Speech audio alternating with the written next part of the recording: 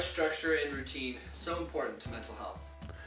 They're important to mental health because as human beings, we need something to do and something to focus on. There's an old song by Bob Dylan that says, "Too much of nothing makes a fella mean." We need structure, we need focus, we need routine, and they calm the nervous system. They are good for mental health.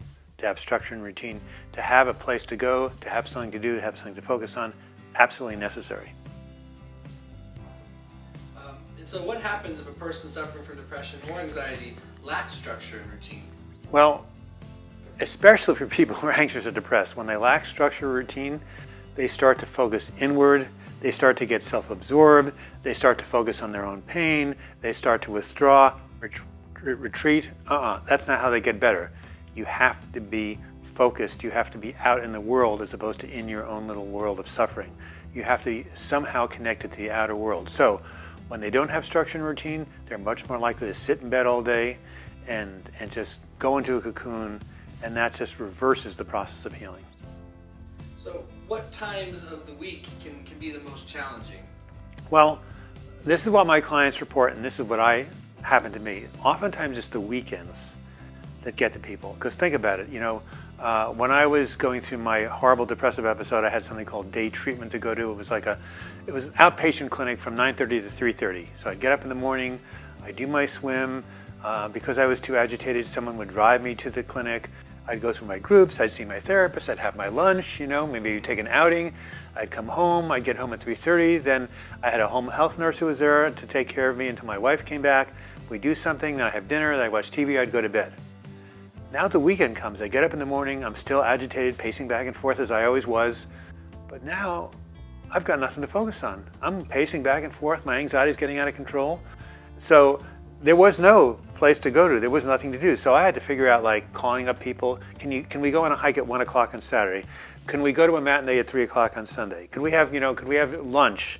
Could I have brunch on Sunday? I had to go ahead and call in the troops and get structure into my life on the weekends because it wasn't there. So a lot of the people I see and work with, they're still anxious and depressed, but they're maybe working or volunteer working, so the week is often handled.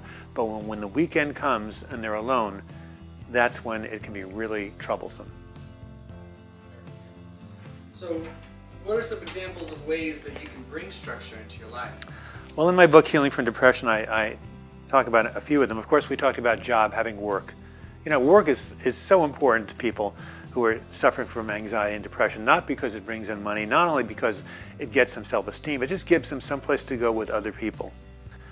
So other ways that you can bring structure into your life would be doing volunteer work, going out with a friend, taking a class is a really good thing, again, with other people, going to a book club, going to the gym and working out. Do you remember some of the things I told you about when you were really down and out, some of the things I asked you to do? You basically asked me to do sort of everything you just said. Yeah, right. Just get out of bed and do something. So for me, I think I described a little bit earlier what it was for me. The weeks I had it set up so I had this clinic to go to. I had someone to connect with when I came home. Oftentimes, because it was the first half of 1997, we live in a mild climate here in the Pacific Northwest, right? You can start planting a garden in February. So the gardening was really helpful from February through June, planting things. So it was going to day treatment, coming home, doing some gardening, having dinner, and going to a friend's house. These were things that kept me alive until the depression resolved. So you gotta, and if you can't do it on your own, have a friend, have a social worker, have somebody set up some sort of a schedule. You need a schedule. You need a reason to get out of bed and get out of the house. Without a reason, people will stay in bed, they'll pull the shutters, they won't answer the mail, they won't answer the doorbell, and then they just continue to decline.